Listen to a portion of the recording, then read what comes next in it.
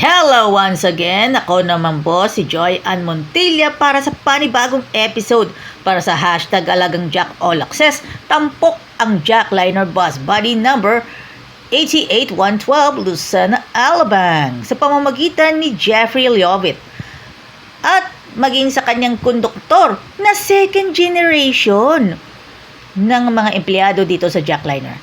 At tampok natin ang leksyon sa paaralang Sabado, una at ikalawang trimestre ng taong 2025. Ang awit ng aking minamahal. Sa mga kamanghang-manghang paraan, ipinakita ng Diyos ang kanyang pag-ibig at katwiran sa gitna ng kosmikong tunggalian. Gayunpaman, maaring itanong ng ilan, dapat bang gumawa ang Diyos ng higit pa sa kaysa sa ginawa niyang upang pigilan at o alisin ang kasamaan? Nakita natin ang isang kosmikong balangkas ng salungatan na nagpapahiwatig na ang Diyos ay kumilos upang igalang ang malayang kalooban na kinakailangan para sa pinakamataas na pag-unlad ng mga relasyon sa pag-ibig sa pagitan niya at ng mga sangkatauhan. Dagdag pa, siya ay maliwanag na kumilos sa loob ng moral na may hadlang o may tuntunin ng kikipag-ugnayan sa loob ng konteksto sa isang kosmikong pagtatalo sa kanyang katangian. Malulutas lamang sa pamamagitan ng pagpapakita ng kanyang pag-ibig. Sa mga talatang ito, inawit ni Isaiah ang isang awit ng kanyang minamahal. Isang ubasan. Ang may-ari ng ubasan ay ang Diyos mismo at ang ubasan ay kumakatawan sa bayan ng Diyos. Tignan, halimbawa, from Isaiah chapter 1 verse 8 and Jeremiah chapter 2 verse 21. Ngunit ang mga implikasyon dito ay maaaring ding palawakin kaugnay ng mas malawak ng gawain ng Diyos sa mundong ito. Ayon sa mga talatang ito, ginawa ng may-ari ng ubasan, grape plant, ika nga, ang lahat ng makatwirang maasahan upang matiyak ang pag-unlad ng kanyang ubasan. Ang ubasan ay dapat na magbunga ng mga magagandang ubas, grapes, ibang sa mga saling bilang walang halaga. Sa katunayan, ang salitang Hebrew dito ay literal na maaring isalin sa babaho and very messy and eus na prutas. Ang grapes ng Diyos ay namumunga sa mga bulok na ubas.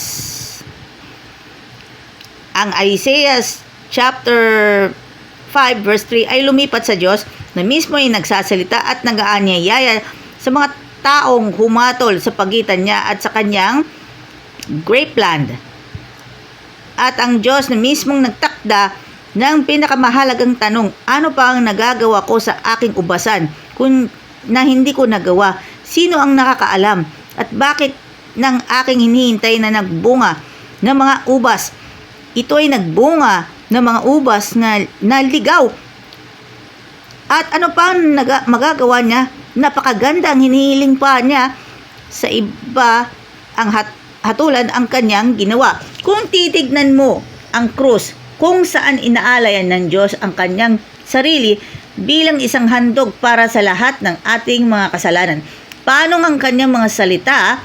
Ano pang magagawa ko sa aking grape land na hindi po ko po nagawa at dadalhin ng ang isang kamanghang-manghang kaalagaan.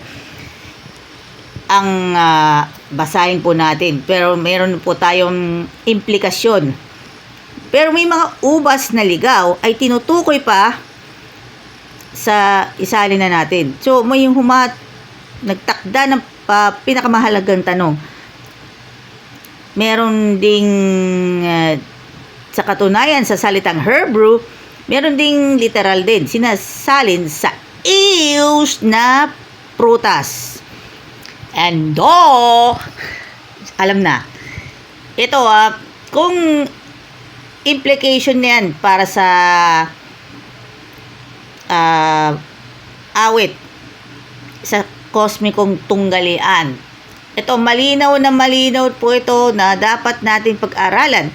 For more context sa awit ng aking minamahal, basahin ninyo please read ang mga talata sa Isaiah and Jeremiah sa Old Testament. Shout out sa Leovit family and Aviles clan. And shout out din po sa SCLC Adventist School San Rafael. Matatagpuan po sa loob ng SCLC compound, Barangay San Rafael, San Pablo City, Laguna, at sa mga church members ng San Rafael SDA Church at sa lahat ng mga taga-subaybay natin sa Facebook at YouTube. Alagang Jack is getting ready for Harvest 2025.